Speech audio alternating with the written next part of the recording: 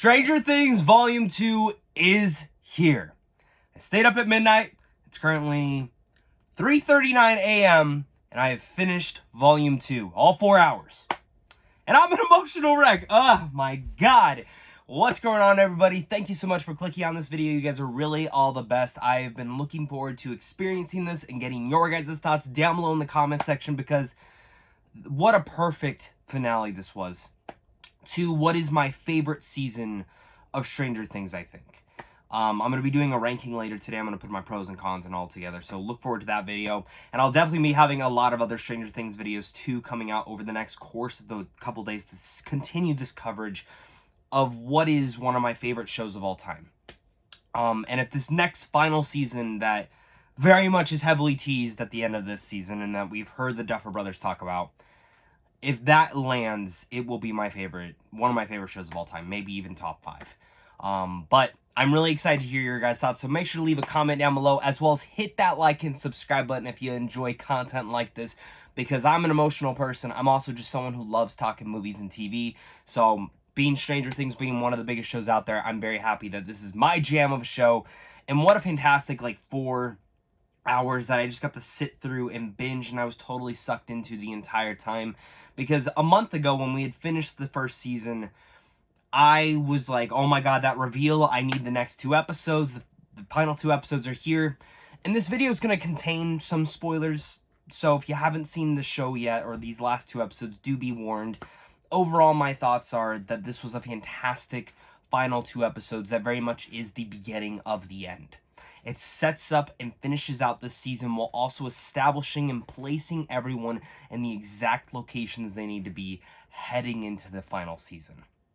And the performances from every single actor, because this is something that I was a little bit, my only issue with this season in the first few episodes was I didn't love that everyone was so scattered away.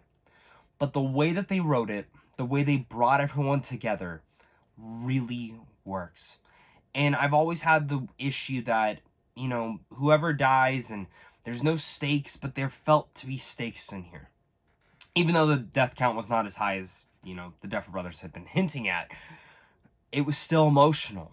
Even if I knew who was probably going to die. Because it's just simple Stranger Things, and I'll talk about that in a second when I let you guys know that I'm talking about spoilers. But this show is an emotional peak of how I really feel, and how I really, in a sense, feel so much love and passion towards all these characters. One thing that I was really happy to see in these final 2 episodes is that every person really feels like they got something to do, a certain moment. And I'm really sorry that I'm so emotional right now. That last ending, that moment of Hopper, we'll talk about it, but I got to get through my non-spoiler stuff first. So I loved that final stuff, and I love how each actor really got to flesh their chops. Like, I've had issues with Finn Wolfhard this entire season. I feel like he's got nothing to do.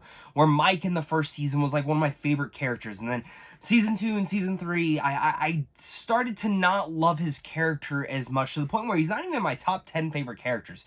And that's to say, because just Stranger Things has so many great characters, but I always felt like that whole California storyline, Jonathan, Will, Mike, all that stuff was lacking. And I still wish Will got a little bit more to do alongside Jonathan. But I did like the emotional arcs that they got, the conversation that both of them shared, and things like that, and especially where their characters ended up going.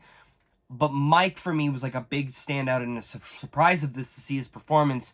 But it does always center around everyone else, and the emotion, the way that they gave every actor, I just feel like a great moment. Caleb, who plays Lucas, I mean, bravo to him, but what a fantastic thing of it all that I just really loved. And I can't go any much further without talking spoilers, so let's dive right into the spoilers part. If you haven't watched this show yet, put this on your watch list, come back right after, and let's experience an emotional thing. So let's get the big death out of the way. Eddie is dead. I knew this was probably going to happen, and it sucks because Joseph Quinn is a phenomenal actor.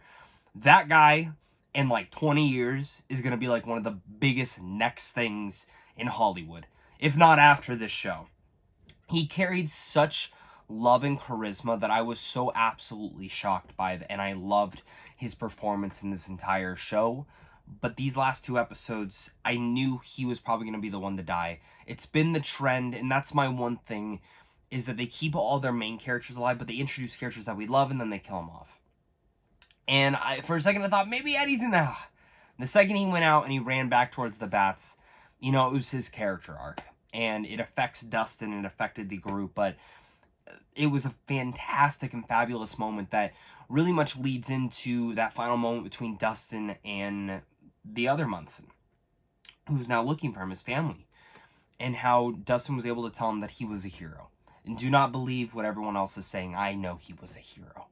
And that's what I love. I love stuff like that. And Dr. Brenner also dead, who died in the episode beforehand, episode 8, Papa, which was a fantastic episode as well.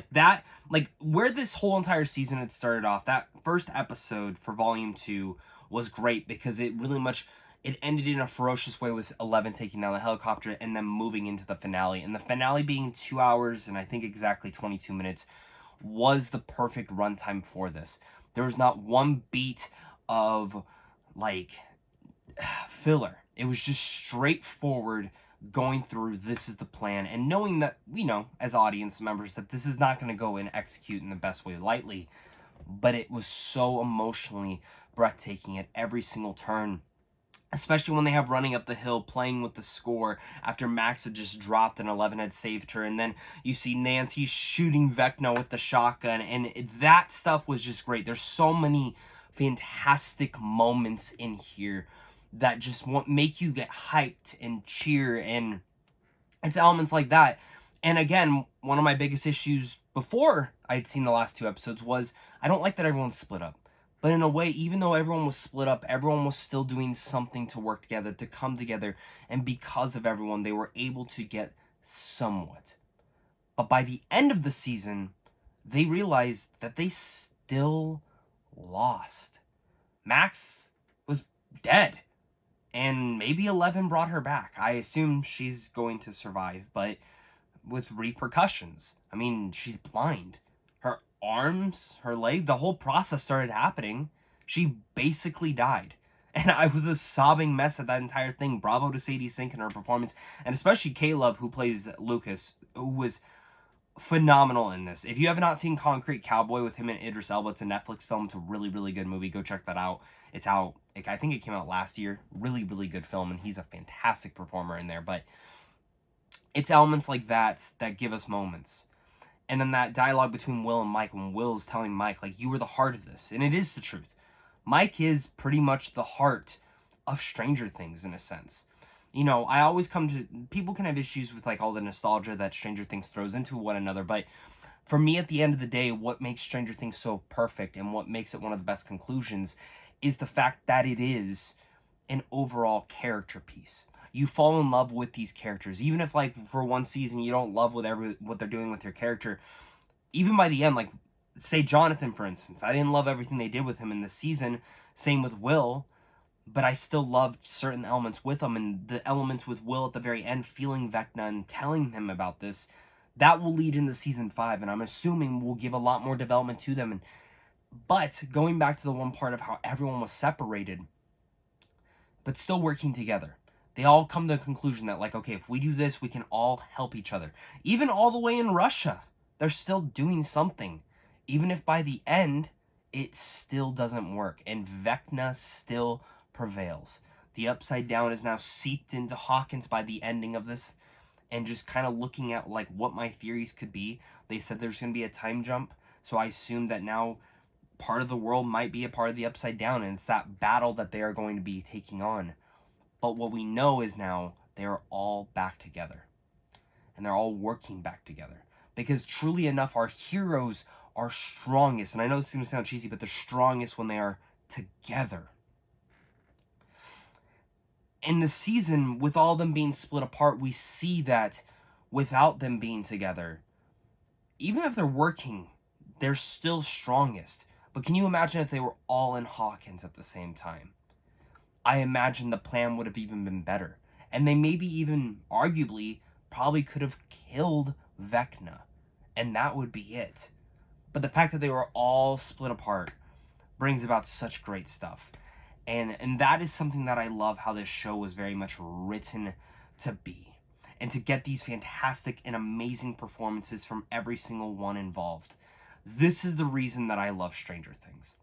The nostalgia stuff's cool. The horror elements are cool. I love the world of the Upside Down and all the weird creatures that might come out of it and all the unique elements from it all. But when it comes down to the middle of it all, it is the characters. And seeing all those characters looking up at the sky, you know, assuming the Mind Flayer is probably coming out, Vecna as well. That moment, that encompassed of everyone just standing there together, was an emotional point for me. Because it's a point to show that this is the reason we love this show. Everything else is an added bonus, but without amazing characters, you can't get much more than that.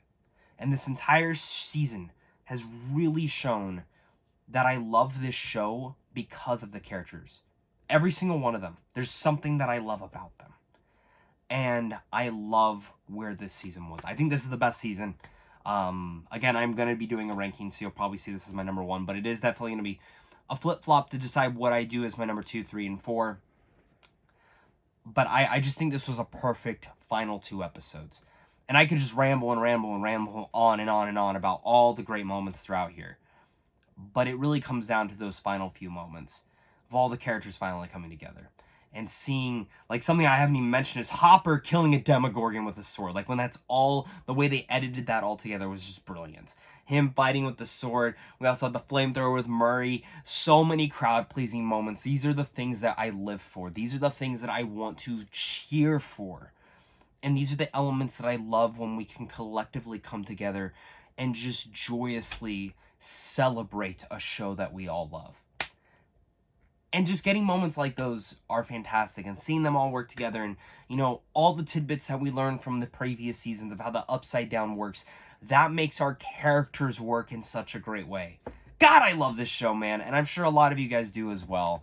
I can't wait to see your guys' thoughts down below. This is overall my ramble, my reaction, my love letter to Stranger Things Season 4, Volume 2. Thank you so much to the cast, the crew, the Duffer Brothers, everyone involved. I absolutely loved this season, and I cannot wait for Season 5. I know they've said where it's not going to be that long of a wait. I assume 2024 at the latest, maybe even the earliest, but a great Christmas present would be next year. But honestly, take as much time as you need, as long as you give me one of the best endings to an entire show. I absolutely love this season. Again, can't express it enough. Rest in peace, Eddie. And God, my prayers are with Max. I hope to God she recovers fully, because she is one of my favorite characters as well. And I'm just happy that we made it out with only a couple of casualties. But next season, who could die in that one, you know? Let me know down below what your guys' theories are, and maybe I'll even pick some of your guys' for an upcoming video. Thank you once again, guys, for watching. Make sure to hit that like and subscribe button, and of course, until next time, stay classy.